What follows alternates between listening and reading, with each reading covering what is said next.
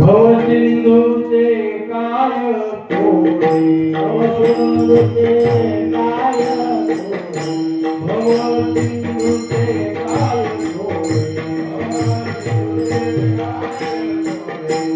गाई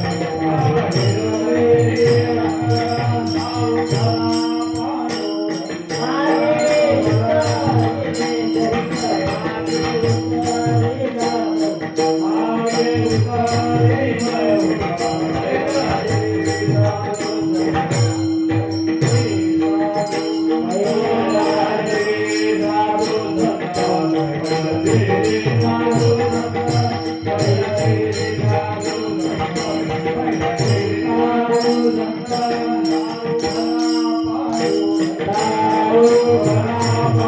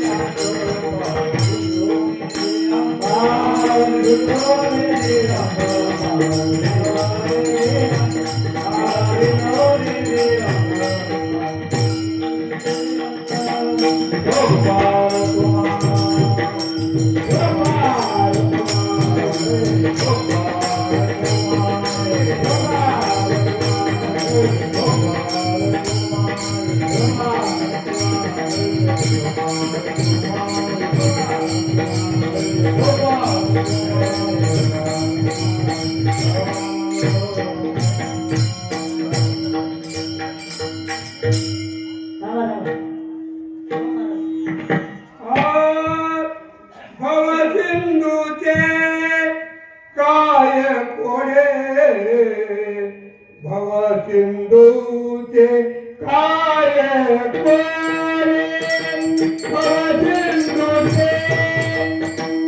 भवसिंधूचे काय कोडे भवसिंधूचे काय कोडे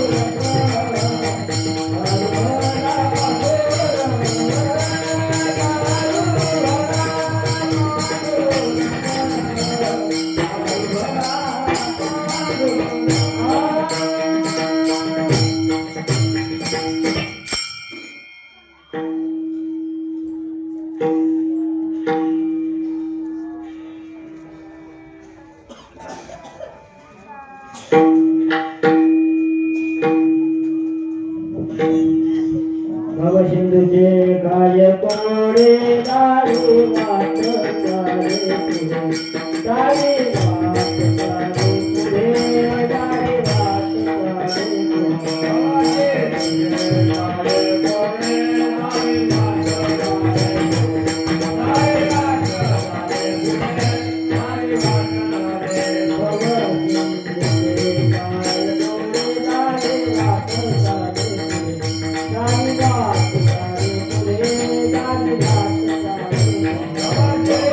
वाट चाले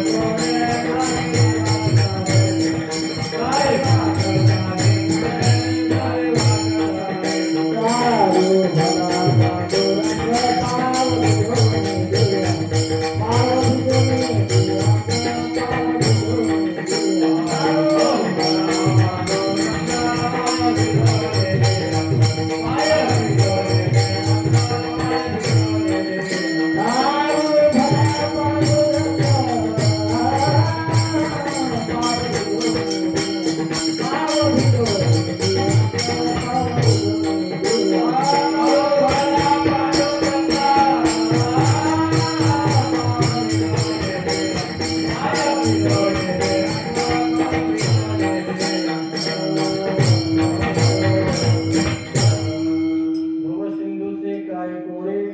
भवसिंधूचे काय कोडे गावी वाट चाले पुढे दारू भला पांडुरंग पाव भिजवलेले अंग मागे उतरिले बहुत पहिले केले साधू संत दारू भला पांडुरंग पाव भिजवलेले अंग तुका म्हणे लाग वेगे तुका म्हणे लाग वेगे जाऊ तयाच्या मागे दारू भला पांडुरंग पाव भिजवलेले अंग महायोग पीठे तटे भीमरच्या वरं पुंडरीकाय दातं मुनिल्या समागत्य तिष्ठन्तमानन्द गन्धं परब्रह्मलिङ्गं भजे पाण्डुरङ्गं समचरण सरोजं सानुलीलाम्बुदाभं जगन्नीतपाणिमण्डलमण्डनानां तरुणतुलसीमाला कन्दनं कञ्जनेत्रं हृदयधवलहासं विठ्ठलं चिन्तयामि पाण्डुरङ्गा करो पाण्डुरङ्गा करो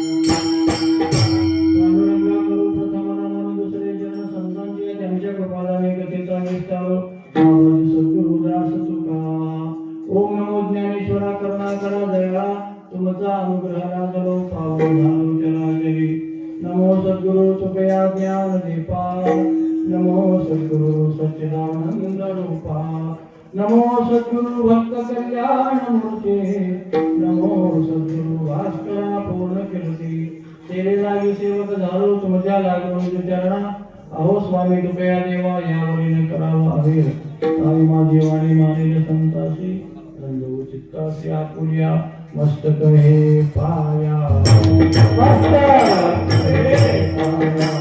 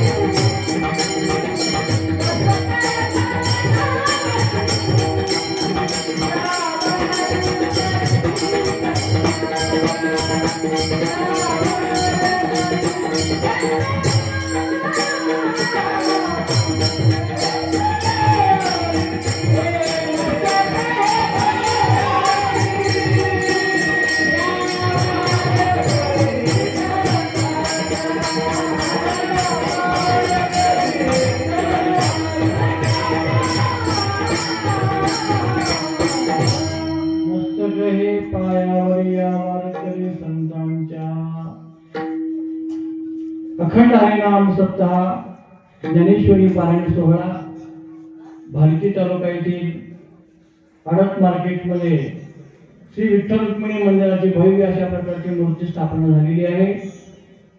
6 वर्ष झालं, 7व्या वर्षामध्ये पदार्पण केलेला आपला हा सप्ताह. या सप्ताहाचे सर्व कमिटी अध्यक्ष उपाध्यक्ष मेंबर सेक्रेटरी जे असतील ते बरं का धन्यवाद. कारण धन्यवाद का सुंदर भव्य अशा प्रकारचं मंदिर थांबवलं आणि हे मला पाहायलाच मिळालं पण आमचे लक्ष्मण महाराजांनी विचारलं म्हणजे इकडे कार्यक्रम आहे ते बघितलंच नाही. फक्त एक वेळा मी मंदिर पाहून दर्शन करून गेलो होतो. तेही आग्रह होता आमचे केशवराव कुटे साहेबांचा. त्यांना पांडुरंगाच्या मूर्तीबद्दल खूप प्रेम आहे. कुठेही मूर्ती स्थापना करायचं मदत करायचं आणि त्यांचा आमचा नेतृत्व बऱ्याच दिवसापासूनचा संबंध आहे. जवळजवळ 25 वर्षापासून संबंध आहे आणि महिलांना वगैरे कार्यक्रम करतात. त्यांची तब्येत ठीक नाही आणि इथं महाराज एकदा तरी तुम्ही येऊन बघा या म्हणजे पण योग आला नाही. योग आला सत्तेही मागत झाले 5-6 वर्ष झाली आणि दर्शनाला आलो पण सत्यामध्ये कीर्तनासाठी आलो. ते ज्यांनी मला निमंत्रण दिलं हरिभक्तीपर्यंत आपल्या आरोप मार्केट नसला असलेले पवारसाहेब प्रदीपराव पवारसाहेब यांनी मला निमंत्रण दिलं आणि ते मनोभावे सेवा त्यांची यूट्यूब चॅनल आहे. त्यांच्या बरोबरला हरिभक्तीपरायण कवी ग्रंथकार लेखक असलेले आमचे शिवाजीराव शिंदेगुंडी नंदवाडकर तेही आलेले आहेत. संप्रदायावर नितांत प्रेम करणं आणि हरिभक्तीपरायण निवृत्ती महाराज हांडे पंढरपूरकर त्यांच्यासोबत त्यांच्या शब्दाला होकार देत राहणारे आपल्या भालकी तालुक्यात वैभव म्हणजे कनसे आणि अशी काही माणसं असावी लागतात महाराज का कारण परमात्मा यांच्यामध्ये नांदत असतो. जे कोणी असतील वैभवशाली आहेत. आता बघा इथं आल्यानंतर त्यांनी व्यासपीठ चालवतात हरिभक्तीपर्यंत लक्ष्मण महाराज त्यांना आपल्याकडे व्यासपीठ चालू किती पारायण आज 20-25 पारायणाला बसले. जास्तीत जास्त पारायणाला बसावं भव्य आनंद मिळत असतो. आणि या ठिकाणी आल्यावर नंतर मला कळलं हे सगळं भोजनाचा कार्यक्रम सुंदर झाला आहे. एवढं सगळी समाज एवढं जेवायला त्यांनी सांगितलं मला 1000 लोकांची पंगत आहे रोजची दुपारी संध्याकाळी म्हणजे अन्नदानाला कमी नाही. त्या मार्केट कमिटीच्या सर्व व्यापारी वर्गाने मोठ्या उदार अंतःकरणानं अन्नदान देतात.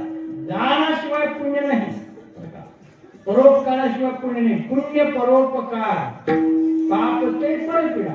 कुणाची पीडा करू नका. जमलंच तर परोपकार करा, नाही जमलं तर पीडा करू नका. आणि परोपकाराचं या ठिकाणी विशिष्ट मला दिसून आलेली आहे. 2 वेळा या ठिकाणी अन्नदान होत आहे. त्या या 7व्या वर्षामध्ये मी आलो आणि पांडुरंगाच्या मंदिरामध्ये असल्यामुळं प्रत्येक जीवाला, स्त्री पुरुष लहान थोर सगळ्या जीवाला, तुम्हाला गुडा वाटते का तरा वाटते? तरा वाटत ना, कुणाला गुडा वाटते? कर्जबाजारातही गोडा वाटत नाही, नदीत गोडा वाटत नाही, कुठल्या संकटात गोडा वाटत नाही. कुठेही आपण तरलं पाहिजे, राहायला पाहिजे असं वाटतं. प्रत्येक व्यक्तीची एक भावना असते आणि तरण्यासाठी जीवाचा खरं म्हणजे आपण अवतार घेतलेला आहे. बुडण्यासाठी कोणी घेत नाही महाराज, पण काही लोक बुडतात. तरण्यासाठी टाळणारा कोणीतरी पाहिजे. सगळ्याला तरा वाटतं बरोबर आहे, पण आपलं स्वतःचं सामर्थ्य नसतं, आपल्या स्वभावाने करता येत नाही. काही वेळा असे प्रसंग येतात जीवनामध्ये की आपल्याला कोणी हात देत नाही, आपल्याला कोणी सहकार्य करत नाही, आपल्याला बुडावं लागतं, मरावं लागतं. आणि ज्या वेळेस बुडणाऱ्या जीवाला टाळण्याचं काम जर कोण करत असेल, करत असते व्यक्ती सुद्धा बरं काय करत असतात, मित्र करत असतो बरेच वेळा. आमचे डॉक्टर साहेबांनी, खरं तर मी असं म्हणेल मागील इतिहासामध्ये कर्णासारखा मित्र म्हणलं होतं, पण त्यांचं मी काही आतापर्यंत चर्चा केली. मित्र असावा तर असा, म्हणजे मित्राला बुडत असल्या मित्राला वर काढायचं, आपण बुडायचं हरकत नाही, पण त्यांना मी सुरक्षित ठेवायचं. एक त्यांच्याकडे एक विशेष गुण मला दिसून आला, तुम्ही जे सांगितल्यामुळे. असं मैत्री असली पाहिजे. म्हणून तारणारा परमात्मा आहे, तो सगळ्याला तारतो. हा विषय अभंगामध्ये आहे. कारण प्रत्येक जीवाला संसारात आल्यानंतर फार मोठे जीवनामध्ये कोड आहे, फार मोठे दुःख आहे, चिंता आहे. आणि याच्यातून आम्हाला मुक्त व्हावं असं वाटतं, मोक्ष मिळावा असं वाटतं. असं उत्तर या अभंगामध्ये आपल्याला सांगायचं किंवा आपल्याला आजच्या कीर्तनातून आपल्याला ऐकायचं. मी बोलता थोडं मागं करू तर काय म्हणजे अन्नदान देणं, वस्त्रदान देणं, आज दान देण्याशिवाय परोपकार शिवाय दान घडत नाही, दानाशिवाय पुण्य मिळत नाही. तपे विण दैवत प्राप्त भुजे विण हे तर कोण सांगे. म्हणून भगवद्गीतेमध्ये असं सांगितलेलं आहे, जेत जेत संपत्ती आणि दया. आज संपत्ती माणसाकडे असते, सगळ्याकडे आहे, पण विशेष संपत्ती जरा आज करोडोपती अब्जोपती आहेत ना, श्रीमंत आहेत, त्यांना नाव ठेवायचं नाही, त्यांचं पुण्य आहे. संपत्ती असून जर दया जर त्या ठिकाणी असते तर ते भगवंताची मूर्ती आहे म्हणतात. मी म्हणत नाही, गीता म्हणते जेत जेत संपत्ती आणि दया दोन्ही वसती आले एके ठाया, तेथे जाण धनंजया विभूती माझी. म्हणून हे दान करणं एक तुम्हाला फार मोठं एक आशीर्वाद आहे परमात्म्याचा. आज या 3ऱ्या दिवसाची सेवा तारणारा पांडुरंग परमात्मा कसा आहे हे आपल्याला सांगण्याच्या पूर्वी थोडस या अभंगातला मुख्य गाभा, मुख्य एक सिद्धांत असा आहे. जगद्गुरु तुकोबरायांनी साध्य प्राप्तीसाठी साधना सांगितलेली आहे. एक तेही मुमुक्षुच निमित्त करून सगळ्या जनाला उपदेश केलेला आहे. 2 आणि प्रामुख्याने पाहायला गेलं, माझ्या भक्ताला संसार सागराचं कोडं मानण्याची गरज नाही. हा विषय भक्ताला मी म्हणतो, माझ्या भक्ताला सगळ्याला कोडं असेल, माझ्या भक्ताला संसार सागराचं कोडं मानण्याची गरज नाही असं भगवान परमात्मा म्हणतात. त्याचं विश्लेषण आपल्याला अभंगातून करायचं आहे. तुम्ही श्रोते शांतपणे बसलात, नुसतं बघितल्यावरच मला लक्षामध्ये आलं की तुम्ही जाणकार आहात, चलबिचल नाही. शब्द ना शब्द ऐकावं. महाराज लाईन सोडतोय का बरोबर आहे, अभंग सोडतोय का कसं, इकडे लक्ष आहे सगळ्यांचं. नुसतं बसल्यावर कळतं महाराज. तरी अवधान एकलेने दिले, मग सर्व सुखाचे पात्र होईले. हे प्रत्युत्तर माझे उघडाय का. श्रोते वर्गांचं अवधान एकाग्र असलं की वक्ता बरोबर बोलायला लागतो. श्रोते बिघडले की वक्ता बिघडले, आणि बिघडलो तुम्ही बिघडलो, अशी अवस्था होते बरं का. म्हणून बोलवायला लावणारे कोण असतात? तुम्ही म्हणाल आम्ही टाळी घेतो, मला तुमच्या कामाचं बोलावं लागते. नाही, खरं बोलायला लावणारे श्रोते असतात. मौलीचं प्रमाण सांगतो. चंद्रकांत द्रवता किर होय, पण ते सामर्थ्य चंद्रिकेचे आहे. तैसे वक्ता तो वक्ताची नोहे श्रोती विना. हे चंद्र उगवला की बरं का जपला ज्याप्रमाणे अमृत मिळावं तसं वक्त्यामध्ये श्रोत्याला बोलवायचं सामर्थ्य आहे मला. ते सामर्थ्य आहे. त्याप्रमाणे वक्ता तो वक्त्याची नोहे श्रोते तुम्ही श्रोते अधिकारी आहात असं गृहीत धरतो मी आणि चालतो. जगद्गुरु तुकोबा भक्ताला कोडं मानण्याची गरज नाही म्हणतात आणि सांगत असताना मुमुक्षुत्व निमित्त करून सांगतात. बघा एक सांगण्याची पद्धत आहे. महाभारताकडे चला. भगवान कृष्ण परमात्म्याने गीता सांगितली, बरोबर. गीता सांगितली आणि आपल्या हिंदू धर्माचा सनातन धर्माचा पवित्र ग्रंथ म्हणजे आपला गीता आहे. ते पुन्हा पुन्हा सांगण्याची गरज आहे मला. बरं का मी शिवाजीराव थांबले कारण सांगू तुम्हाला दुसऱ्या धर्माचे पवित्र ग्रंथ आम्हाला पाठायला सांगता येतात पण तुमच्या धर्माचा ग्रंथ कोणता म्हणून बोलायला येत नाही. ग्रंथ झाले जास्त पुष्प झाले पण कोणतं नाव घ्यावं असं वाटायला लागतं. ते पुराण राहू द्या, 18 पुराण बाजूला, 4 वेद राहू द्या बाजूला, 6 शास्त्र राहू द्या बाजूला, फक्त सगळ्याला जगामध्ये बोट करून सांगण्याचे सामर्थ्य भगवद्गीता. आज स्वामी विवेकानंद अमेरिकेमध्ये सांगितलं सगळ्या ग्रंथामध्ये श्रेष्ठ ग्रंथ रसाला भेटलेला म्हणजे काय गीता आहे. खाली ठेवलं तरी पाया आहे सांगितलं. आज गीतेसारखं ज्ञान जगाच्या पाठीवर कोण्याही धर्मग्रंथामध्ये नाही. मी उगा ऐकून बोलतो असं नाही बरं का. मी ग्रंथाची टॅली केलेली आहे, वाचलेला आहे, सगळ्यांचा विचार घेतलेला आहे मला बरं का. तिथं काय इथं काय तिथलं प्रत्येकाचं सांगायला गेलं तर त्या धर्मावर टीका होऊन जाईल बरं का. ख्रिश्चन धर्म असेल, यहुदी धर्म असेल, इस्लाम धर्म असेल यांचे ग्रंथ आहे. नास्तिक धर्मवाद्यांचा सुद्धा धर्मग्रंथ आहे दास कॅपिटल, कुराण, बायबल, महावीराचे वचन, गौतम बुद्धाचे धम्मपद कितीही तिला आयुष्य परत नाही वाचन करणार म्हणत बरं का. पण एवढं जरी असलं पण गीतेलाच विशेष प्राधान्य काय आहे. कोर्टामध्ये सगळ्यासाठीच कोर्ट आहे की कोर्टामध्ये सगळेच अनेक जाती धर्माचे सगळेच लोक कोर्टात जातात भांडण झाले की. पण त्यांच्या पुढे काय ठेवलं जातं पुढे गीता. म्हणलं जातं गीता पढ़ा के कहूंगा जो कुछ कहूंगा सच कहूंगा सच के शिवा कुछ नहीं कहूंगा. एवढं म्हणून बोलले की ते खरं ठरलं झालं गीतेला. मात्र त्याचंही कारण वेगवेगळे काय आहे तर बाकी रामायणाचे भक्त कमी आहे, राम भक्त कमी पण कृष्ण भक्त सगळे म्हणून गीता आहे बरं का. कारण कृष्णाचे भक्त महिला आल्या, लहान गोपाळ आले, ज्ञानी आले, योगी आले, सगळेच आहे. रामाकडे मर्यादा असते माणूस इथे योग्य बसू शकत नाही म्हणून गीता ठेवलेली आहे. असो या पद्धतीनं मुमुक्षुचं निमित्त केलं. गीता सांगितली कोणी बोला कोणी सांगितली गीता कृष्णाने. कुणाला अर्जुनाला. पाठ असलं पाहिजे आपल्याला आहे कशाला म्हणा म्हणतात. कुठे सांगितली कुरुक्षेत्राच्या ठिकाणी. पहिला श्लोक आहे धर्मक्षेत्रे कुरुक्षेत्रे समवेतायुत्सवः मामकः पांडवाशेव कुर्वत संजय. इथून कुरुक्षेत्र आहे, धर्मक्षेत्र आहे. बघा धर्माचं तर क्षेत्र आहे पण युद्धभूमी तिथे आहे आणि युद्धभूमीच्या ठिकाणी प्रवचन कीर्तन तिथं मारायचं असतं त्या कीर्तन प्रवचन करायचं असतं. पण काय गंमत आहे महाराज तिथं सांगलीपर्यंत थांबले गेले. सगळं सैन्य सध्या थांबलं होतं तिकडे तिकडं कोणी कोणाला बोलत नाही.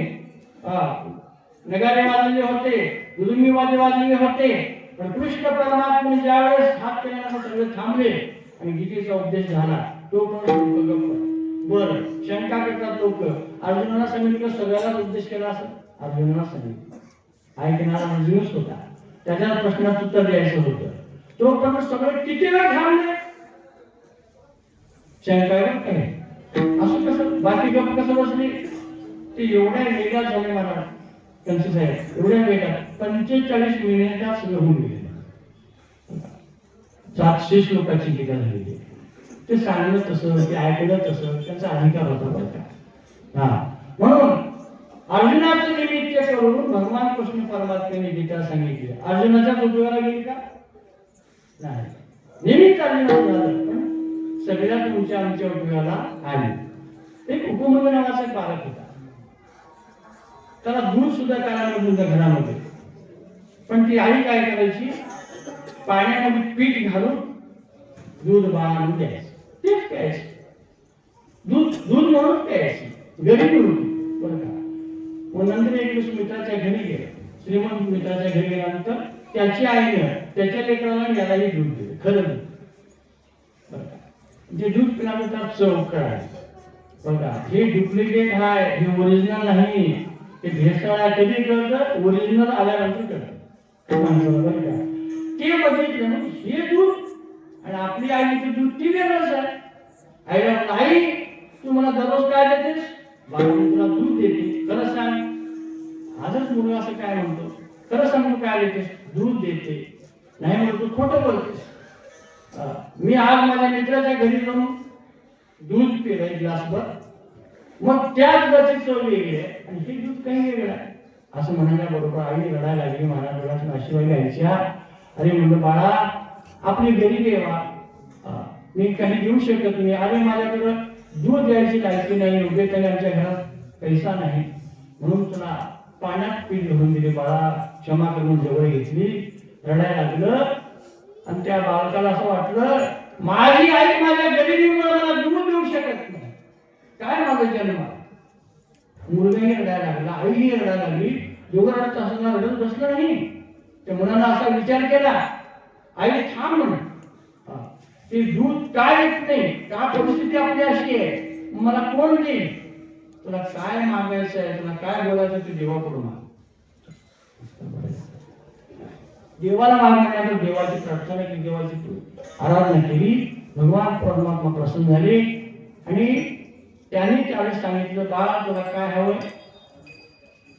मला दररोज एक गिलास दूध प्यायला मिळावं सांग, एवढंच मागणी.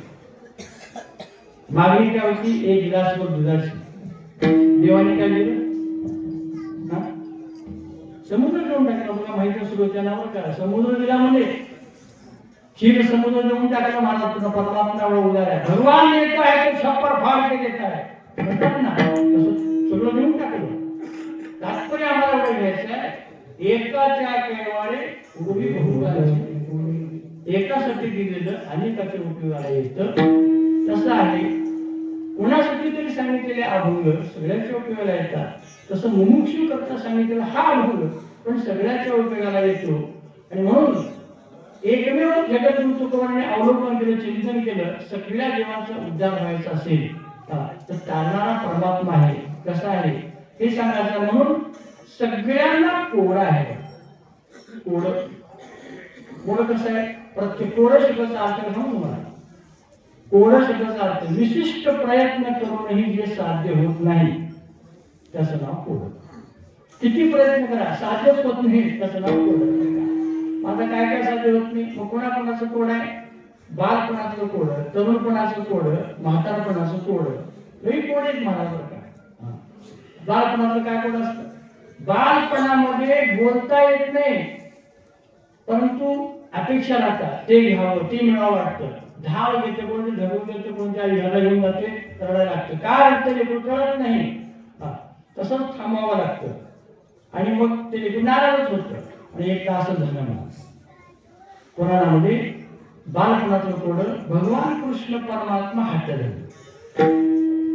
हट्ट धरले काय बोलले? मला लोण्याचा गोळा पाहिजे. लोण्याचा गोळा पाहिजे. कुठे लोण्याचा गोळा?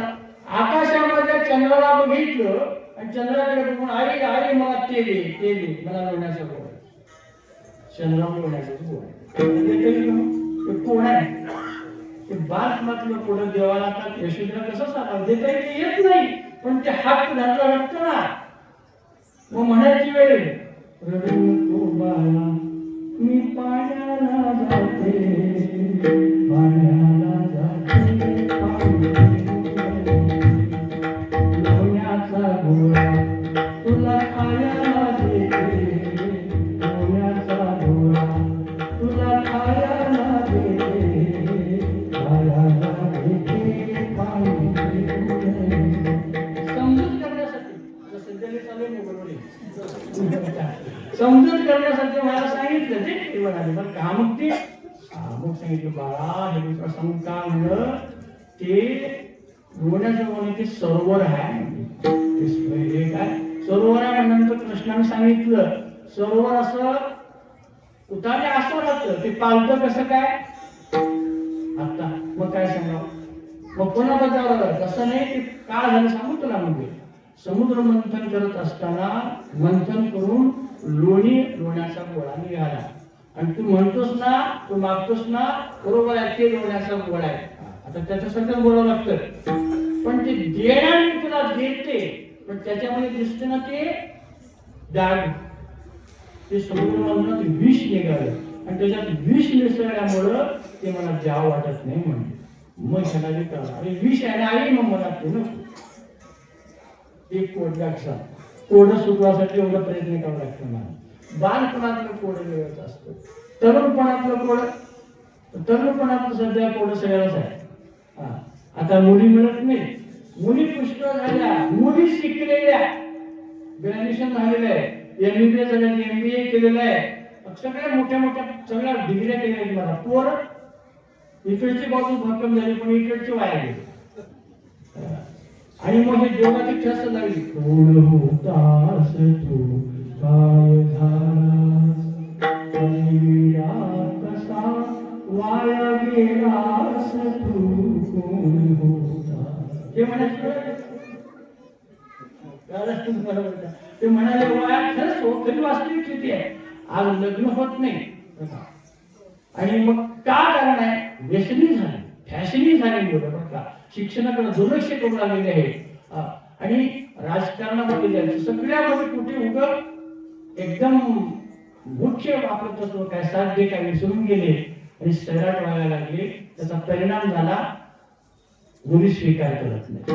आता सगळ्याच कोड आहे तरुणाचं, मुलगी मिळेल का बघा, मला ते मिळेल पोरगी आहे का बघा, कोणीच म्हणतात पोरगा आहे का बघा, म्हणून कोणी म्हणत पोरगीच आहे का बघा म्हणतात. एका म्हणतात महाराज तुम्ही एवढ्या वर्ष आमच्या गावाला येता, ब्राह्मणाचा विचार आहे बरं का, पण अहो बघा कधी नाही तो आमच्याकडे नाही, जाऊ का म्हणून की जात वर्ण नको, कोणी आली जातीची चालते.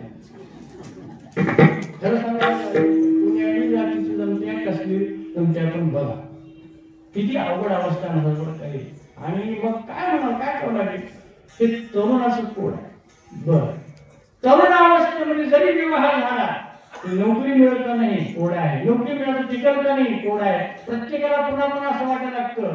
आणि तारुण्याच्या मध्ये मग आणि कोणाशी सदा मसूनशी घोडी द्यायचा ही अवस्था होती त्याला. आणि तो अपेक्षा म्हणजे जातो बघा, तरुण एवढ्या अपेक्षा करतात, घर आपलं असून चांगलं सुंदर घर असावं, घरात गाडी असली पाहिजे, घरात गंमत बघा. आपल्याकडे जे आहे त्याचा विचार माणूस करत नाही, जे नाही त्याचा विचार सतत करत. आणि मिळवल्यानंतर टीव्ही नाही, टीव्ही घरामध्ये आला, समाधान आहे नाही, संपलं ते गेलं विषय. दुसरं पुन्हा कार घ्यायचं बघायचं, कार घे पळापळ, कार मिळाली कार घेतलं नाही, पुन्हा अपेक्षा बघायला. कधी समाधान होणार, कधी तुम्ही कुठेतरी विश्रांती नाही ना, कुठे शांत होणार नाही. अपेक्षा कधीही तुमच्या संपत नाही. आणि सातत्यानं नाही त्याच्या मागे धावायचं, आहे त्याचा विचार कधी करायचं नाही. ही अवस्था सगळ्याची अवस्था बघा. तरुणपणातलं पुढे वेगळं आहे, आणि म्हातारपणामध्ये आल्यानंतर मग काय, बऱ्याच माझ्या अपेक्षा होत्या. मुलाला डॉक्टर करायचं होतं, पुन्हा 20 एकर जमीन घ्यायची होती, जमलं नाही. आणि नाही तर नाही झालं, तुझं आयुष्य संपलं, जात नव्हतं जात नाही मला. त्याच विचारामध्ये शेवट होतो, पुन्हा जन्माला यावं लागतं बरं का. मग गमत आहे प्रकार सांगतात. म्हणून वृद्धापकाळ कसा आहे, मधून आहे हात पाय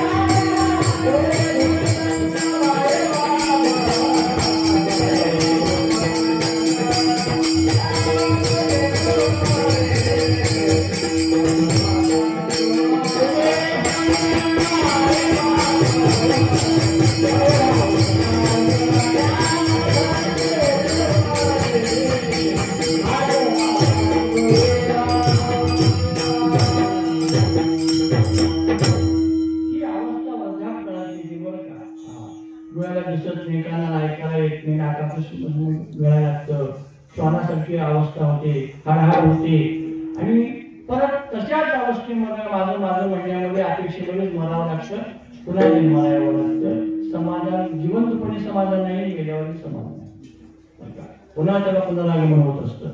या पद्धतीनं सगळ्याला कोण आहे, गरीबाला कोण आहे, काय मिळवावं, कसं मिळवावं, काय खावं, हे गरीबाला कोण आहे. श्रीमंतालाही कोण आहे, श्रीमंताला कोण आहे, तर मिळवायचं पुष्कळ मिळवलेलं आहे, पुष्कळ घरामध्ये. गरीबाला काय खावं म्हणून आहे आणि श्रीमंताला कसं खावं म्हणून. कारण खाता येत नाही.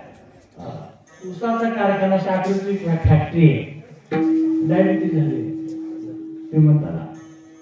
साखर असून साखर खाता येत नाही आणि ही मस्त जोरात जिलबी आणा, बुंदी आणा, काय जमत ती महाराज कोणते पंखे खाऊन जायचं. बरं, श्रीमंताला एवढा व्याप होतो महाराज. एक सांगू, एक म्हण आहे, जो धनी वो बेचैन. धनवान बेचैन असतो, त्याला बुद्धीमध्ये जी बुद्धी स्थिर राहत नाही, सारखं व्याप होता त्याला. इकडे किती नोकर आहेत, कुठं कुठं काय काय धंदे, त्या सगळ्याकडे लक्ष द्यावं लागतं आणि बुद्धीमध्ये सगळा गोंधळ असल्यामुळे त्याला झोपच येते, झोप लागत नाही. इकडून तिकडून किती पलटापलटी करतो, झोपच लागत नाही. आणि गरीबाला बघा तेवढं काम कष्ट केलं की पडल्या पडल्या झोप. आता पडल्या पडल्याचं जर कीर्तनात आल्याबरोबर काही वेळा असा आवाज येतो महाराज, घोर घोर त्याचाच आवाज येतो कीर्तनापेक्षा. म्हणजे श्रोते सुद्धा काही सोते म्हणजे झोपणारेच आल्याबरोबर झोपणार पडतात आणि ते स्वरते म्हणजे अडचणीसारखे मस्त करतात श्रोत्यामध्ये. म्हणजे कसं झालं का आहे ते तसं नाही, हे असं तिचे तुकडे करायला बसायचं एक राहतं श्रोते आणि एक श्रोते, खरंच श्रवण करणारे अधिकारी असतात. त्याप्रमाणे झोपतात. एक महाराज आहे आमचा, तुम्हाला माहित असेल लई मोठा गाणगा महाराज आहे इकडे आमच्या भागात, माळेगाव महाराज, अरुण महाराज, अरुण महाराज माझ्या सोबत आले, ते राजनारायण होतं. हा काही आले महाराज, तुमच्या गावाला येतात मस्त. मला सगळा अभ्यास सहज सहज अवस्था राहायचो. ते म्हणजे महाराज जो आहे महाराज मला झोपायचं काही पकवाला डोक्याला झोपतो म्हणते. किती तुमचं बरेच बरोबर मला काय करायचं ते गायन भजन पकवाला डोक्याला मी किती वेळ झोपला म्हणते. आणि खरं गुरु झोपायचं ते कशी समाधानी. मग त्यांनी म्हणायला सांगतो वाक्य बघता म्हणून आमचे गुरु साखरे महाराजांनी त्या ठिकाणी असं सांगितले, लोळ्या पांगड्या श्रीमंतीपेक्षा, लोळ्या पांगड्या श्रीमंतीपेक्षा झटकी कट्टी गरिबी बनली. गरीब आहे पण झटके मजबूत आहे, मस्त आहे ना. श्रीमंत आहे पुष्कळ पण लोळी पांगड्या अवस्था आहे. बरोबर नाही. नुसतं गिळाला कोण आहे, श्रीमंताला गरीबाला कोण आहे, काळाचं कोण आहे. काळ एक वेळा असं मागे 2020 मध्ये काळ आला, कोरोनाचा काळ आला, त्यावेळेस देशाचं कोड, काळाचं कोड, देशामध्ये देश कसं सांभाळलं पाहिजे, पडकी आक्रमण आलं कसं करावं, काय करावं, युद्ध करावं का न करावं, पंतप्रधानांना कोड असतं म्हणा. केलं तर एक आहे, युद्धाला थांबलं तर दुसऱ्यासाठी तिकडचे जर झाले माहिती होण्याची शक्यता असते. म्हणून समेट करावा लागतो, काय करावं एक तरी एक आहे असं होतं मला बघा. आणि कोरोनाच्या पिरियड त्यावेळेस किती थांबावं लागलं, त्यावेळेस सगळ्याला लोक कसं वाचतील, आपली प्रजा कसं सुखी राहील यासाठी देशचा राजा त्याला कोडा असतो मला बघा. आणि काही लाख प्रयत्न करून ते कोड निपटावं लागतं, ते काळाचं कोडा असतं. तसं प्रत्येक काळात कोडा आहे. एक साहित्यामध्ये कोड सांगतो, साहित्य शास्त्रामध्ये कोड आहे. हात नाही त्याला लिहिता येतं, पाय नाही त्याला चालता येतं, तोंड नाही त्याला बोलता येतं, साक्षर आहे पण विद्वान नाही. काय सांग ते असं कोड्यात बोलतात. लई कोडे कसं ते जुन्या माणसाकडे कोड्यात असले काय सांगा म्हणायचं. आणि त्याचं उत्तर पत्र. पत्राला त्याचा हात नाही, पाय नाही, वाचा नाही, पण पत्र पुढे आल्यावर सगळंच आहे तिथं त्या ठिकाणी तुम्हाला. हे जसं कोड आहे ना तसं प्रत्येक जीवाला वेगळं वेगळं वेगळं कोड आहे. कुणाला कोणतं कुणाला कोणतं आहे. पण जगद्गुरु तुकोबारा सांगतात सगळ्या जगातल्या प्रत्येक माणसाला एक निश्चित कोड आहे. ते म्हणजे भवसागराचा कोड आहे. आपण जरी भवसागराचा सगळ्याला कोड आहे, पण माझ्या भक्ताला ते कोड काही करत नाही. अभंगाचं पहिले चरण. भव सिंधूचे काय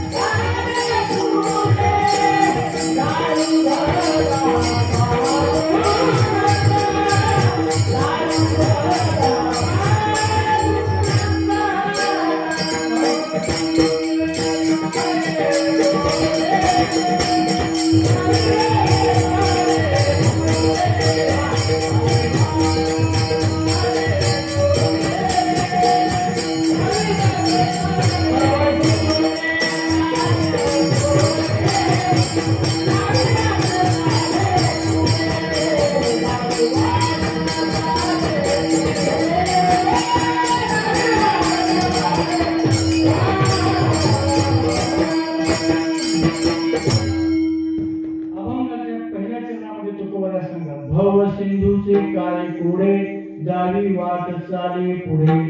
भव म्हणजे संसार, सिंधू म्हणजे सागर, समुद्र.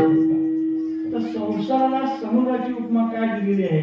तर समुद्र जसा अथांग आहे ना, तसं संसार अनादी काळापासून आहे. आणि समुद्रामध्ये जे काही सुसर मगर जे राहतात ना, तसं या संसारामध्ये सुद्धा राहतात. ही काम करून विचार आहे. तिथे जसं धोरे तिथे भोरे आहे. आणि तिथे जसं मोठ्या मोठ्या लाटा येतात ना, तसं इथे येतात.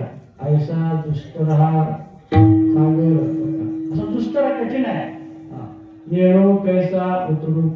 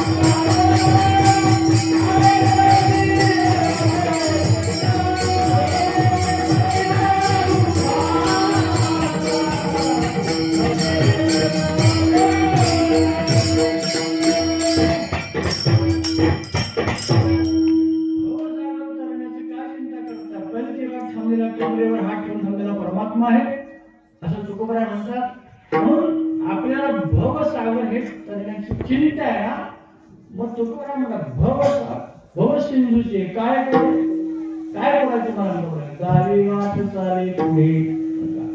आता जसं आता कोड बघा, ज्याप्रमाणे भक्ताचे प्रकार 4 आहेत. भगवद्गीतेमध्ये वर्णन केले बघा. चतुर्विधा भजन्ते महाजना अर्थो जिज्ञासुरार्थार्थी ज्ञानीचे भरतर्षी.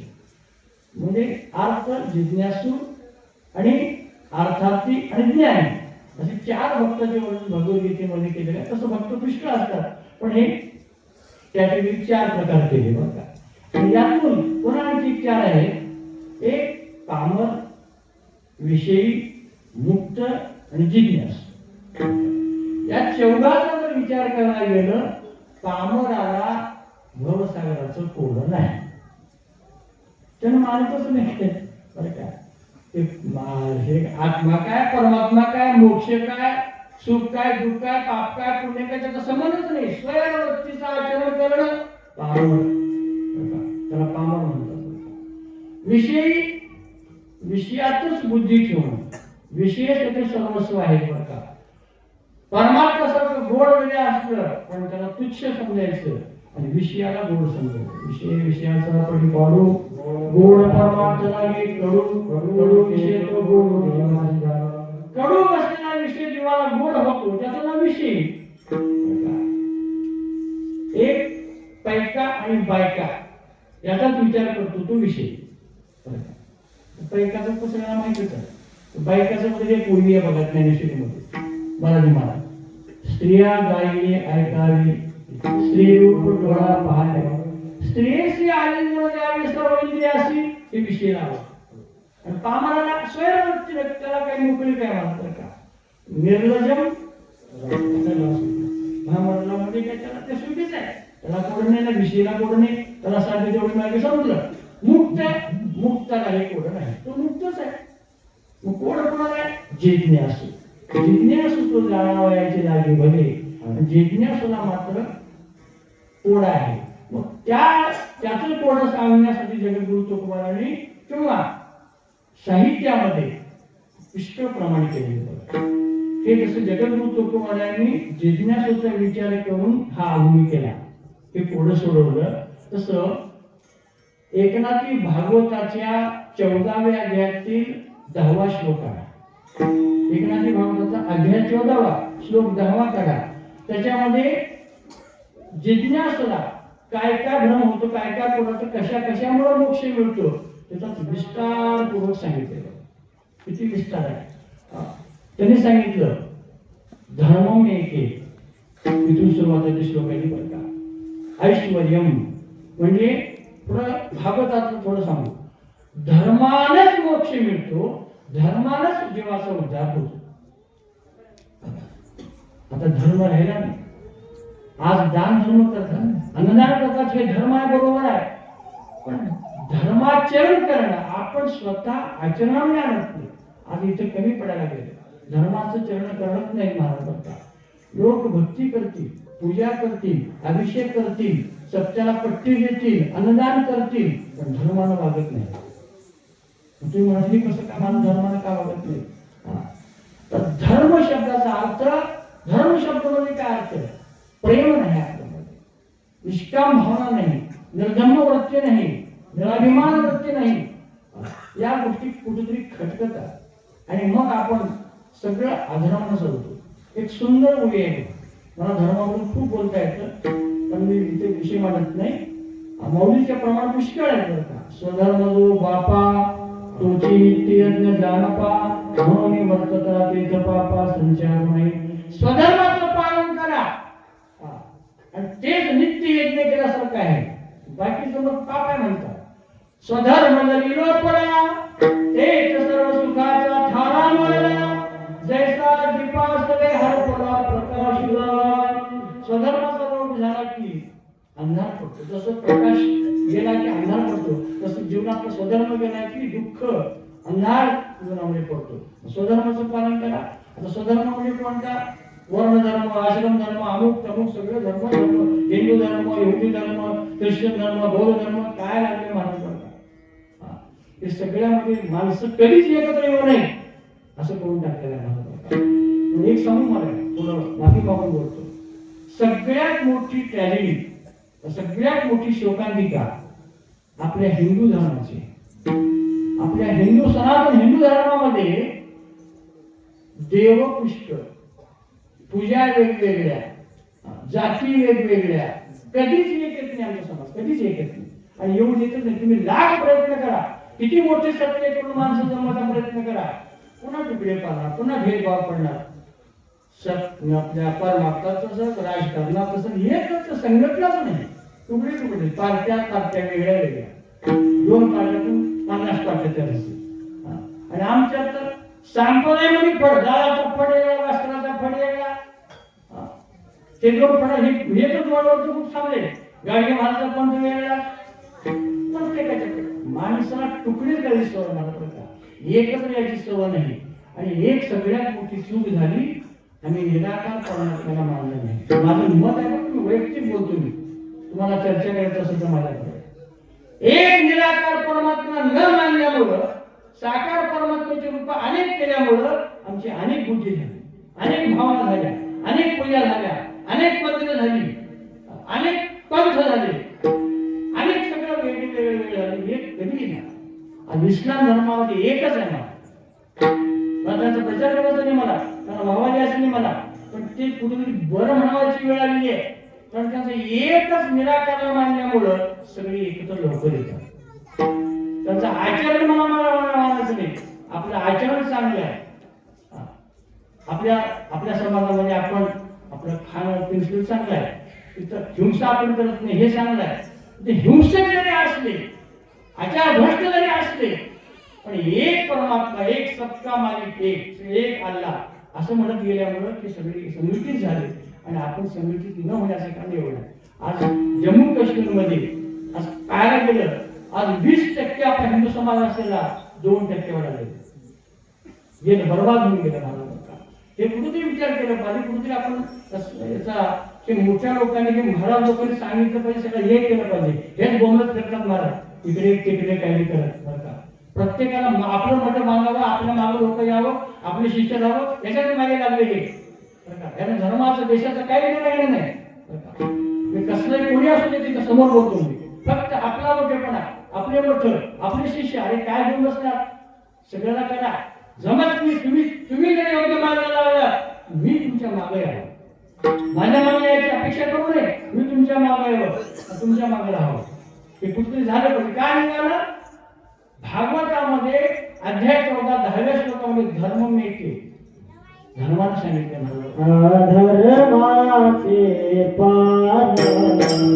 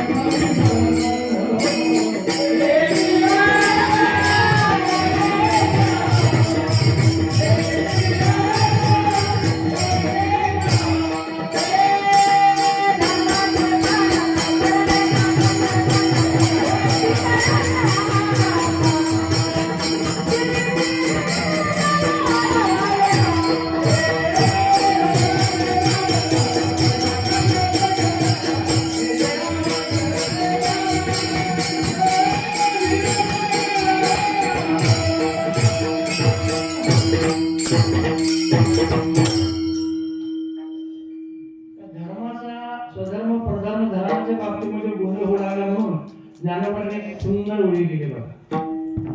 तुम्ही शरीरात ते न पिडावे, तुम्ही शरीरात त्रास देऊ नका म्हणाले बरं का. आणि तुम्ही इंद्रिया दुःख न द्यावे, दुरी केही न जावे तीर्थाशी का. तीर्थाला जाऊ नका, शरीराला त्रास देऊ नका बरं का. सगळं काही करू नका, फक्त स्वधर्मानं वागा. स्वधर्मानं वागलं की तिथं सगळाच मोक्ष तुमच्या घरी चालून येतो महाराज. ते एक आहे. आता हे झालं पूर्वमीमांसा शास्त्र सांगतो तुम्ही ऐश्वर्य संपन्नतेनं मला मोक्ष मिळतो. ऐश्वर्य प्राप्त करून घ्यायसाठी प्रयत्न केले. त्याच्यामध्ये पुन्हा काम्य कर्म, नित्य कर्म, नैमित्तिक कर्म हे बघा प्रकार. काम्य कर्मामुळेच मोक्ष मिळतो, नित्य कर्मामुळेच मोक्ष मिळतो. नित्य नियमनामी दुर्लभ लक्ष्मी वल्लभ तया जवळे. नित्य नियम फार महत्वाचा आहे. नैमित्तिक कर्म हे असे कर्म की ज्याच्यावर मोक्ष प्राप्त होतो असं वर्णन केलेलं आहे.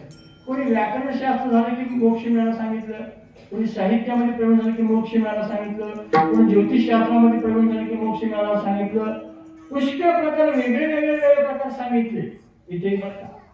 नेमकं कोणतं करावं, काय करावं. म्हणून जगद्गुरु तुकोबांनी सांगितलं भव सिंधूचे काय कोडे, दावी वाट चाले पुढे. हे झालं कसं सांगा तुम्हाला. ते इसाक नीतीमध्ये एक गोष्ट आहे, इसाक नीती म्हणून आहे, त्याच्यामध्ये गोष्ट आहे. एक कोला आणि एक मांजर या दोघांची मैत्री असते. ते कोल्याची मांजरची मैत्री दररोज फिरत जायचं, गप्पा मारायचं, खायचं, त्याचं त्यांचं चालतं. एक दिवस ते मांजर आणि कोला जंगलामध्ये गेले आणि जंगलामध्ये गेल्यावर वाघाची डळकळी ऐकू आली. घाबरले, चलबिचल झाले, तिकडे इकडे पळापळ करत होते. 2-4 मिनिटांमध्ये वाघ जवळच येत होता आणि वाघ दिसला त्यांना. आता थोड्याच वेळा जवळ येऊन आपल्याला खाऊन टाकेल. चिंता पडली, दोघांना चिंता पडली. कोणाला विचारलं मानवानं म्हणलं पुढे दादा आता कसं करायचं. आता आपण मरणार, वाघ आपण घरात घालणार, कसं करायचं, काहीतरी युक्ती सांग. त्यानं सांगितलं मला 100 युक्त्या माहिती आहे. एक सांगा का नाही, एक सांगितलं त्यांना 100 युक्त्या मला माहिती आहेत, तू काही घालू नकोस, काळजी करू नकोस म्हणलं. ते आता सांगितले ना मोक्षाचे 100 युक्त्या. हे असले सगळे शास्त्र सांगितलं मला हे करा ते करा हे करा. कोणी काही म्हणालं 100 युक्त्या माहिती म्हणाला मला लय अभ्यास आवडत ना. आणि मग अभ्यास घेऊन काय करायचं, तर जीव वाचवायचं पण मला सांग पटकन. थांब ते करतं कसं होईल, ते करतं कसं होईल असं विचारामध्ये बसलो. वाघ जवळचा माझं म्हणलं तुझ्या 100 युक्त्या तुझ्या जवळ ठेव, मला एकच युक्ती माहिती आहे म्हणून झाडावर झाडावरती गेलं. तेवढी एकच युक्ती त्याच्या कामाला. आणि हे विचार सगळ्या युक्त्या करण्यामध्ये काय करा म्हणण्यामध्ये हे सापडलं. असा प्रकार होतो बरं का. म्हणून एक सूर्य उगवल्याबरोबर जैसा प्रगटली या गोष्टी अशेषही मार्ग दिसती, तरी तेथूनही काय चालले ती सांगे. म्हणून म्हणतात सूर्य उगवल्याबरोबर असंख्य वाटा दिसतात, मग सगळ्या वाटेला पळता का. आपल्याला ज्या वाटेनं त्याच वाटेनं जावं लागतं. म्हणून जिथून आपल्याला पुण्या भागातून मोक्ष मिळणार आहे, ज्ञान मार्गातून, योग मार्गातून, कर्म मार्गातून का भक्ती मार्गातून, एवढ्याचा विचार करायचा. आणि सोपा असला भक्ती मार्ग. संतांनी सांगितला मार्ग दाऊनी गेले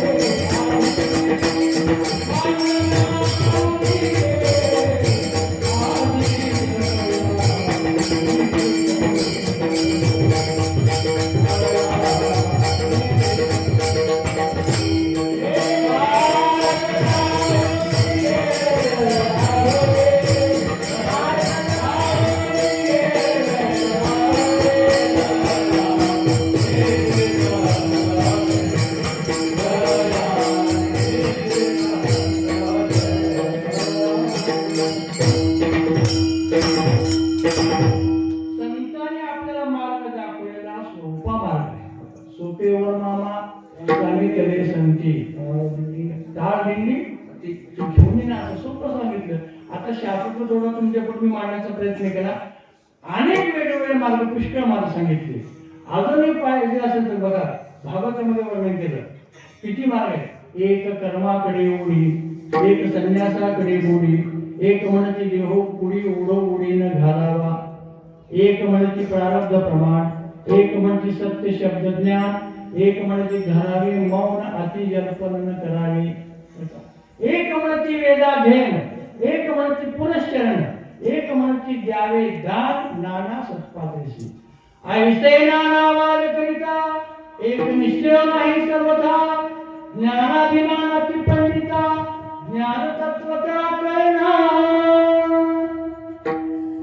एवढे मान कर्माकडे म्हणतो, कोणी संन्यास करा म्हणतो, कोणी सत्पाद दान द्या म्हणतं, कोणी पुनश्चरण करा म्हणतं, वेगवेगळे, कोणी वेदाध्ययन करा म्हणतं, कोणी जप करा, कोणी तप करा, पुष्कळ सांगितलं नेमकं काय करावं असं म्हणण्यामध्ये बरं का. कोणी ज्ञान मार्ग म्हणलं, शेवटी नाताला म्हणतात ज्ञानाचा अभिमान येऊन तत्वता ज्ञान कळालं नाही, म्हणून आमच्या संतांनी सांगितलं मार्ग दाखवला, सोपा मार्ग, मोक्ष मिळवायचा ना, समाधान व्हायचं ना, असा मुखी नाम अतिमोक्ष. ऐसे साक्षी बहुतासे वेदाने सांगितलं बरं का. भक्ती विना मोक्ष नाही हा सिद्धांत, वेद बोले हात उभारणे भक्तीनं मोक्ष मिळतो सांगितलं. आणि इकडे ज्ञानादेव तू कैवल्यम, ज्ञानानंच मोक्ष मिळतो सांगितलं. पण आमच्या संतांनी सांगितलं ज्ञान नको ना भक्ती नको, नामस्मरण मुखी ना विठोबा कुमार.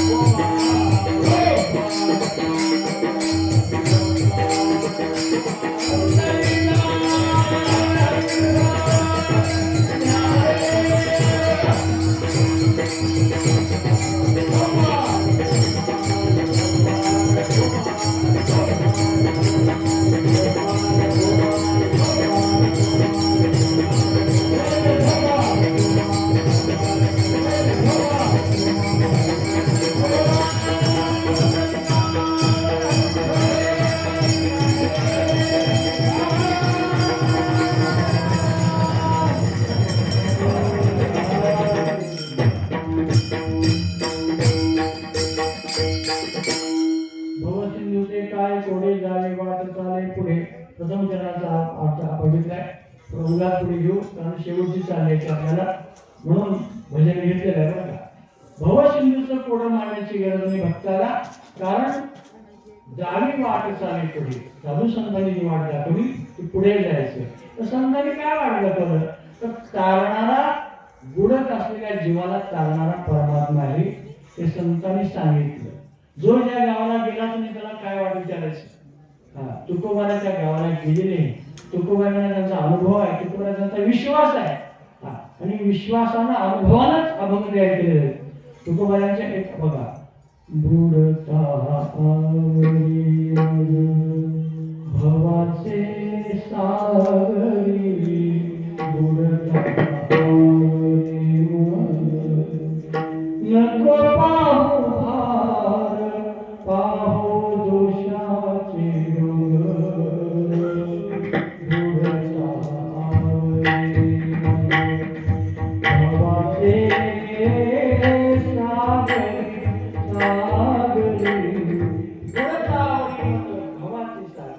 नको पाहू भार, पाहू दोषाचे गंग, आहे सांभाळी तुझी कशी जिजावं.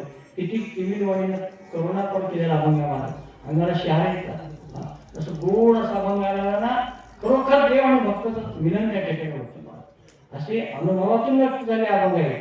म्हणून संतांनी वाट दाखवली की देवाला प्रार्थना करा, देव तारणार आहे, देवच या भाऊसागरातून तारतो. अभंग दुसरं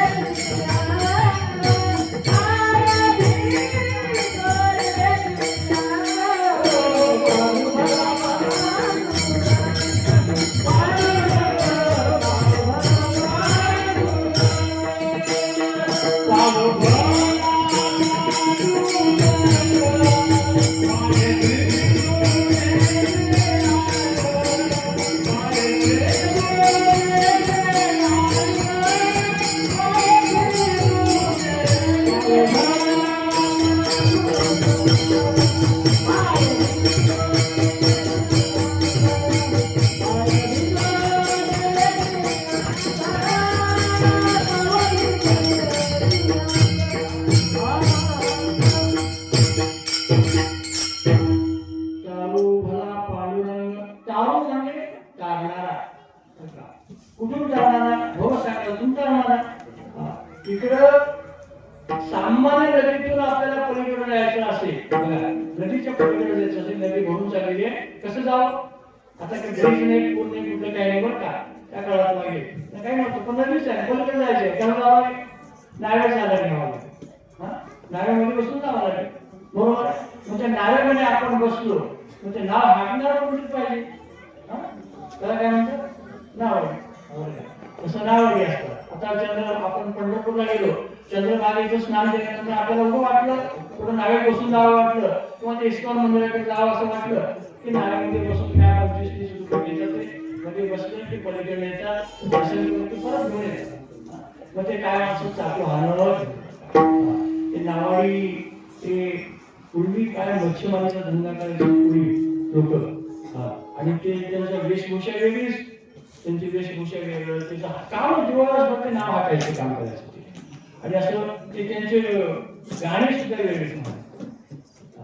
मला सर्व अनेक नाट्यगीत बरेचसे मला सगळे काही माहिती, पण त्यातल्या गोडवान हृदयाला स्पर्श करणारे जे काही गीते आहेत ना ते कोळी गीते पण मला थोडं माहिती कोळी गीत आहे ते कोळी गीताचं चालीच वेगळं ते म्हणल्याबरोबर निसर्ग पुढे थांबतो नदी आहे नावाडी आहे आलेला आहे चालेला आहे हेच दिसतं एकदम डोळ्यातून हे सगळं सामर्थ्य कोण आहे संगीतामध्ये त्या संगीतामध्ये रजनाथ मंगेशकर लता दिदीचे भाऊ आणि लता गायला ते का सुंदर गायचे असं ते नावाने निघालं मग ते नावाने ते त्याच्यामध्ये हाकणारे असतात ना ते गाणं म्हणत नाही आता पण म्हणते आता पैसे झाले झालं असतं जास्त काही गरज नाही दुसरी गप्पा मारतात पण ते धंद्यातून आपल्या धंद्यातून परमात्मा आवडत एक असं गीत म्हणतो शेतकरी पूर्वी अवतार गाणी म्हणत होते अजून किती सुंदर त्यांचे गाणे शेतकऱ्यांचे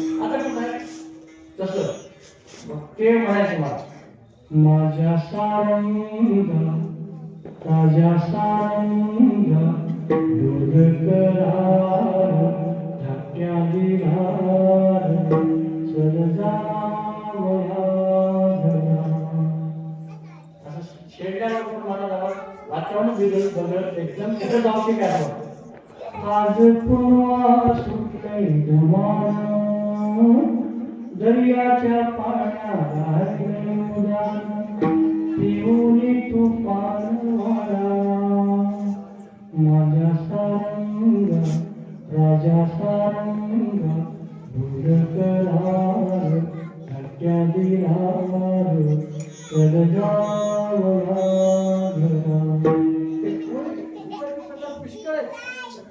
त्याच्यापैकी हे गीत आहे ते वातावरण असं असतं महाराज त्या त्या प्रसंगाला अनुसरून ती कशी चाल काढली की ते प्रसंग पुढे येऊन थांबते जसं आता तुकोबाराचा आपण आभार म्हटल्यानंतर आपल्याला थांबलं हो एवढंच नव्हे शेतकरी वर्गातले मी मला घडलं सांगतो बघा मी हैदराबादला गेलो होतो हैदराबादला गेल्यानंतर मी तिथं ऑफिसमध्ये काम करत असताना त्या ऑफिसमध्ये एकदम गीत लागलं महाराज तुम्हाला होतं का नव्हतं पण आपल्याला माझं मी सांगतो माणसाला असं आवडतं की ते गाणं लागलं तर मला वाटतं लगेच अच्छा आज गावाकडे निघून यावं शेतात मस्त पेरणी करत बसतो गणपती बागायला वाटतं त्या गाण्याची ताकद आहे मला बघा कसं गाण्याचे काय संगीत आहे त्याच्यामध्ये काय डिटेल मला बघा ते आता कोण म्हणते पेरणी करतात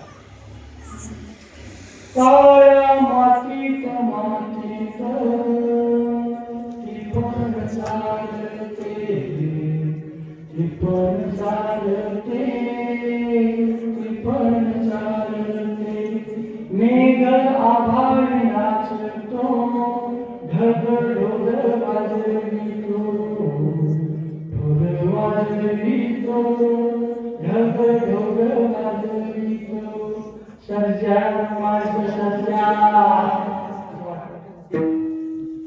शेती थांबली पेरणी थांबली काय कुठं वाटतं विसरून जातो आपल्याला हे संगीताची ताकद आहे हे गाण्याची ताकद असते मला तसं तुकोबारांनी शब्द आळवल्यानंतर त्या प्रसंगाला किती सुंदर आहे वृक्ष वल्ली आम्हा सोये वृक्ष वल्ली आम्हा सोये पक्षी सुस्वरे आवली तुकोबा एक त्या ठिकाणी झाडाशी बोलत आहे पक्षाशी बोलत आहे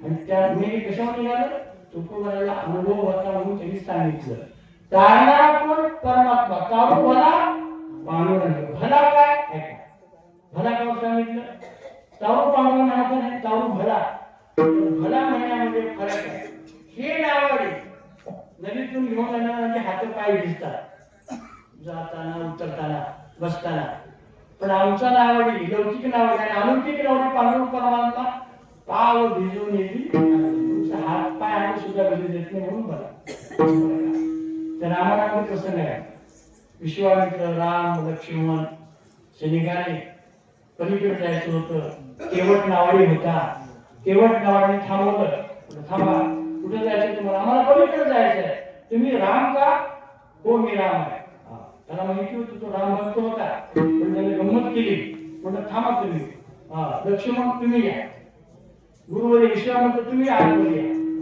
दोघांना घेतलं, मी तुम्हाला घेत नाही. अरे पण आम्हाला तिघाला जायचं आहे.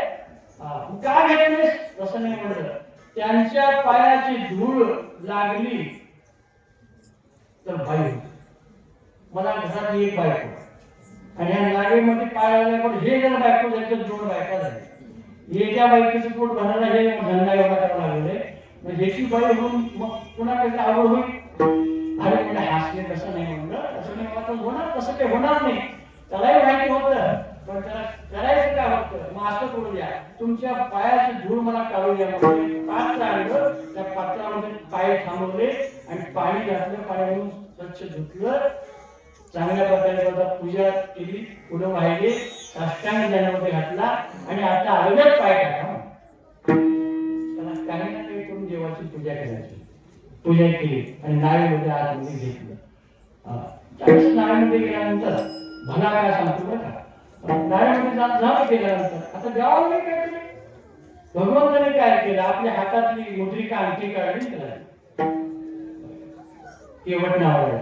ते म्हणाले मी घेत नाही म्हणलं. मग काय कमी झालं का? कमी नाही, ते मी घेतच नाही म्हणून. का? तुमचा माझा धंदा समान आहे, समान धंदा आहे. तुम्ही नावाडी, मी नावाडी. मी लौकिकाच्या नावाडी, तुम्ही अलौकिकाच्या नावाडी आहात. तुम्ही भक्ताला चालता, मी भक्ताला नदीच्या पलीकडे होतो, तुम्ही भवसागरातून मुक्त करता. समान धंदा असल्यामुळे कुणातून काही घ्यायचं त्याला घ्यायचीच नव्हतं बरं का, घेतला नाही. तसं परमात्मा ज्याप्रमाणे प्रभू रामचंद्राने ओळखलं केवट नावाचा भाव, म्हणजे हा नावडी कसा आहे, तसं ताळू भला पांडुरंग भाव भिजले अंग. हा काय नाव भिजलेच नाही, परमात्मा भला आहे. या नावाची त्या नावाची तुलना बरोबर केली मला, त्या नावा नदीतून घेतो. माऊली म्हणतात, तेशामहं समुद्रका मृत्यू संसार सागरा भवानी निरात पात्र मैया दिवशी तुम्ही कसा. या श्लोकावरची ओव्या वाचा. नावाच्या सहस्रावरी नावाया अवधारी सजुन्या संसारी तारू झालो सडेचे देखिले ते ध्यान कासे लागले. प्रेमाची पेटी किती सांगितले मला, म्हणजे नाव रूपी नावेमध्ये बसल्यानंतर मी तारणार आहे, मी जिम्मेदार आहे असं महाराज म्हणतात. म्हणून ऐसा दुष्कर हा संसार, हे संसार सुद्धा कसा आहे, त्या ठिकाणी कठीण आहे, दुष्कर आहे. इकडे माया ममतेचे भोवरे हे आपल्या आणि तिकडे बोले वेगळे, तिकडच्या लाटा वेगळ्या, इकडे वासनेच्या लहरीची उद्योग हे करावे भविष्यती. हे एकदम भिन्नता असते, अभेद असल्यामुळं तुलना केलेली आहे. तसं पाहायला गेलं तर तुम्हाला मला सामान्य माणसाला हे साध्या नावातून सुद्धा बसून जाता येईल. एकदा आमच्या भागामध्ये जवळ एक नाव, असं नाव ठेवायचं, कडी होती, कडी नाव नाही, कडी. त्या कडी बसून ठेवायचं म्हणून सोडायचं. त्यानं काय केलं, रात्र झाली म्हणून बंद केलं, गेलं. एक मासे आला, म्हणलं हका नावाडी बुवा मला पलीकडे जायचं, काही चालत घ्या, 50-100 रुपये घ्या पण चला. तुमचं बाबा रात्र झाली, आता वेळ झाली, आता बस धंदा बंद झालाय, आता सकाळी या. नाही मला आत्ता जायचं, मला तर जमत नाही, मला थकून दिवसभर मी थकलेला आहे, जमत नाही. तुम्हाला लेट गरज आले नसेल तर काही घ्या म्हणजे नाव तुम्ही घेऊन जा, मोकळे काय, आणि मला सकाळी आणून सोडा. त्याला बरं वाटेल. अरे हातात घेऊन बसलं, त्याला हाकायचं सगळं हाकत बसलं. आता जाईल तवा जाईल म्हणून मस्त हाकत बसलं. सगळे कोणते गाणे मला सुंदर तर आराम वाटलं, बरं वाटलं. आता जाईल पुढे जरी वाटलं, दिवस फटफट झालं, नाव तिथंच. हात गंधारे मला गंधा कसली नाव ठेवलं, हे जायच ना कुठे तेवढ्या म्हणजे नावाडी झालं. हो बरोबर, छान झालं. रात्री नेला तर सकाळी बरोबर माझ्या टायमावर तुम्ही आणणार दिलं. अहो आणणार कशाला, अजून घेऊनच गेला नाही गेलं नाही का. हा मग काय कसली नाव ठेवा. मग त्याला जवळ बघितलं, ते लोक काय करतात, रात्रीच्या वेळेस त्याला साखर घेऊन झाडाला आम्ही बघितलं ना, झाडाला लावले माणसाची. म्हणजे जरी पूर आला आपलं नाव कडी म्हणा नाव म्हणा होऊन जाऊन त्याला सोडावं नाही ते सोडलंच नाही आणि उगा बरी गोष्ट भांडण असा प्रकार झाला. सामान्य नदीच्या पलीकडे जायला आपलं सामर्थ्य नाही, आपल्याला बुद्धी नाही आणि म्हणून संतांनी दिलेल्या बुद्धीचा उपयोग करून संतांनी दिलेल्या नावाचा उपयोग करून परमात्मूर्ती नावाकडे आपण शरण गेलो तर चालू भला पांडुरंग पाव भेजवणे अंग. आता तुम्ही म्हणाल परमात्मा निश्चित चालून नेतो कशावरून याला काही आधार याला काही पुरावा त्याला पुरावा अभंग तिसऱ्या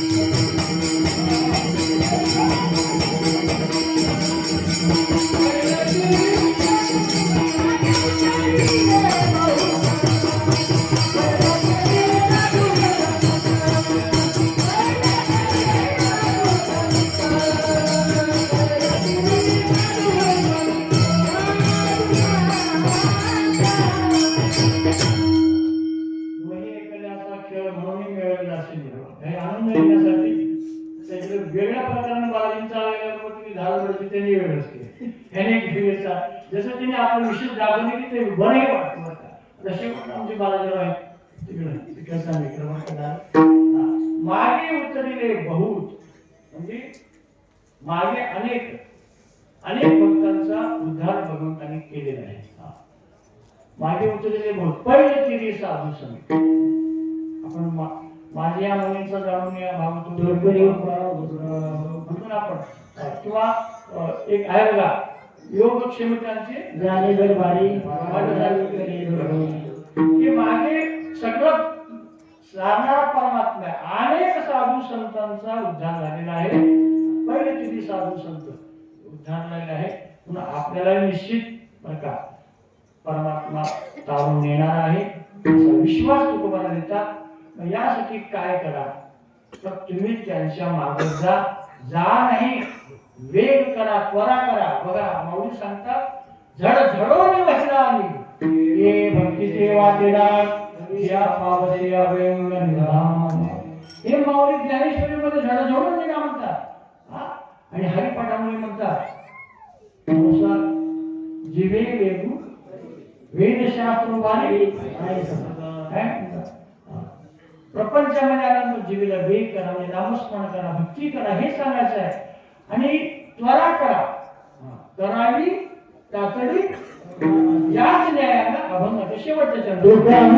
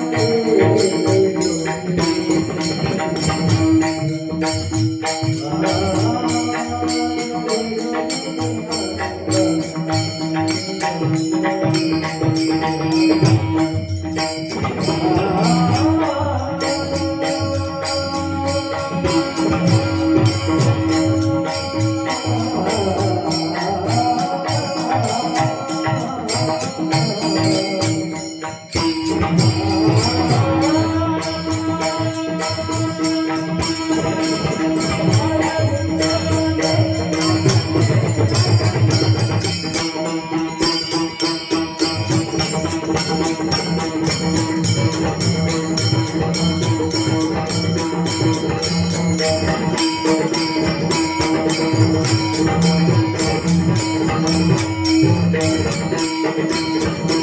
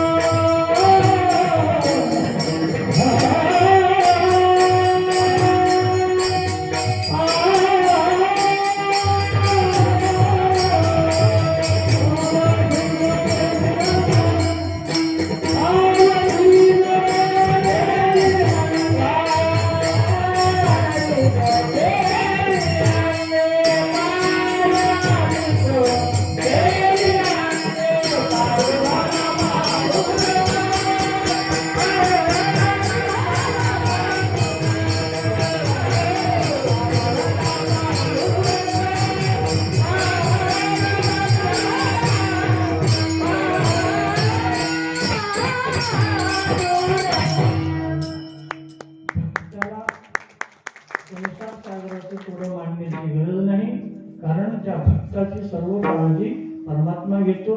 परमात्मा तो नावाडी होतो आणि त्याला त्याचा उद्धार करतो.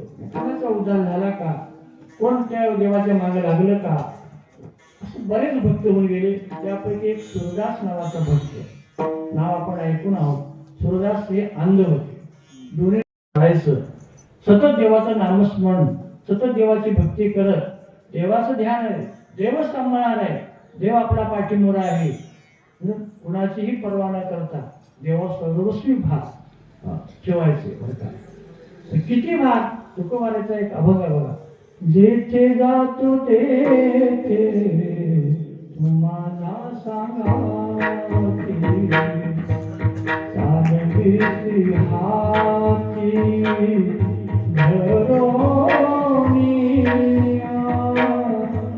चालू वाटे आम्ही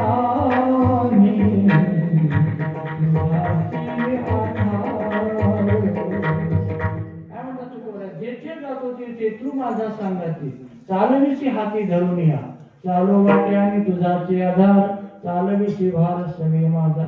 एवढी निष्ठावंत भाव भक्तांचा होता. आणि एक दिवस प्रसंग असा आला, सूरदास महाराज रस्त्यानं असं चाललेले, देवाचं नामस्मरण करत चाललेले. जात असताना आता अलीकडं कोण कोणाला वाट दाखवायला तयार नाही, कोण कोणाला सांगायला तयार नाही. महाराज जा पुढे एक मोठा खड्डा आहे, विहीर आहे, पण तिथं विहीर आहे, इकडून जा मग कुठे वाट दाखवायला तयार नाही. लोक म्हणतात त्यानं आम्हाला जर विचारलं तर सांगा, गावात सांगा. आता आंधळ्या माणसाला विचारायची वाट बघावं का, पण नाही, असं झालेलं आहे. म्हणून सूरदास एकटेच निघाले आणि नेमकं अशी विहीर, ते भाऊ बांधून कसं उभं ओसाड विहीर होती, खोर होती, त्याच्या अगदी जवळ जवळ गेले. आता तिथे 4 पाऊल गेल्या मध्ये विहिरीत कोसळून पडणार, अशा अवस्थेमध्ये तो कोणीच नाही. देवाला काळजी पडली. आणि मग परमात्मा त्या ठिकाणी, आणि माझ्या भक्ताची काळजी किती असते, समर्थाची कांता काय कोरांना मागे म्हणतात ना, त्याप्रमाणे माझा भक्त आहे. आणि आता जर माझा भक्त नामस्मरण जर पडला, कोसळला, तर माझं नाव बदनाम होईल. कारण वाचवायचं पण आपली जिम्मेदारी आहे. परमात्मा बाल विषयामध्ये एकदम त्या ठिकाणी प्रगट झाले आणि सूरदासाच्या पुढे गेले, थांबवले, बोलले नाही, आवाज काढला नाही, पण धरलं. हात धरल्याबरोबर थांबले. 4 पावलं पुढे विहीर, खड्डा मोठा होता, थांबले आणि काठीचा हात धरून बाजूला तिकडे नेऊन असं सरळ वाट, दुसरी वाट दाखवली. पण ते आंधळी माणसं जे हुशार आहेत बघा तुम्ही. आणि आमचे मामा सुद्धा आहेत बघा, रामगुजी मेहकरकर मामाश्री, त्यांना नुसतं आवाजावरून हे आवाज कोणाचा ओळखेना, उगा हाताने असं स्पर्श करा, तुम्ही धरला हात, ते कोणा ओळखेना. नाव सुद्धा सांगायचं गरज नाही, बरोबर त्याचं नाव की त्यांच्या म्हणजे काय बुद्धिमत्ता असते.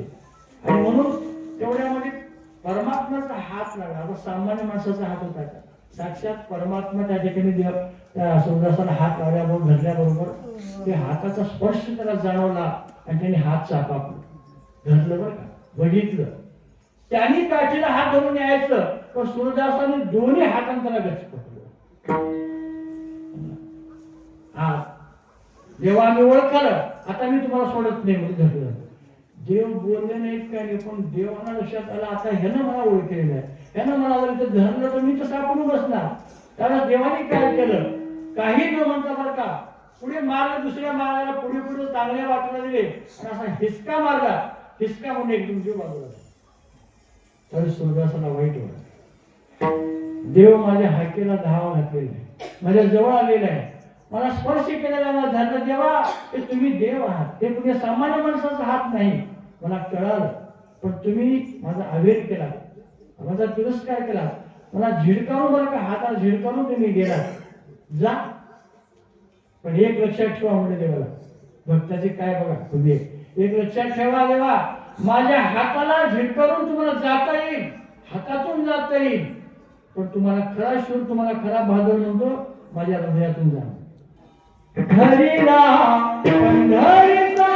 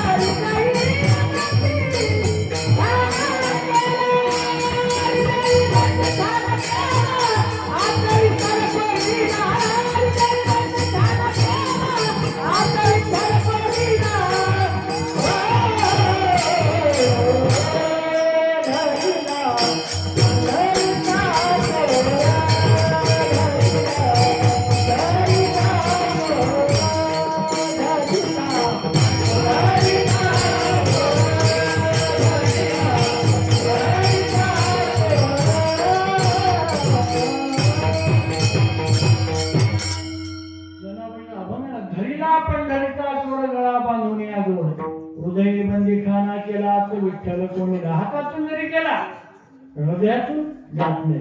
कारण परमात्मा कैसा हृदयामध्ये विरामो हृदयाचा प्रकार साठविणार आहे हृदय संपुष्टी बरं का. कितीतरी प्रमाण सांगता येतील असे आहेत मला बरं का. हृदयस्थ असलेल्या परमात्म्याला साठवून ठेवणं हृदयामध्ये ठेवणं. म्हणून जनावरी ज्याप्रमाणे म्हणते ना तसं गळा बांधून या दोऱ्या कंठामध्ये भगवंताचं नामस्मरणाच्या मुखामध्ये कंठामध्ये आहे ना तो परमात्मा दूर होऊ शकत नाही. असं अनेक भक्तांना साधलेलं आहे. तुम्ही त्वरा करा त्याचा वेग करा. भक्ती आज करू उद्या करू असं म्हणू नका. वेळ नाही बरं का. म्हणून घाई करा असं सांगायचं. अभंगाचा पूर्ण बाबा संपला सगळे जरूर दिलेल्या वेळेमध्ये सेवा संपवायची. शेवटची चालेल हाय दोन शेवटची चाल आणि काही सूचना आपल्याला आजच्या उद्याच्या कार्यक्रमामध्ये मिळतात. ते झाल्यानंतरच मग आपण आरती घेतल्याशिवाय पुढे जाऊ नका. ज्ञानेश्वर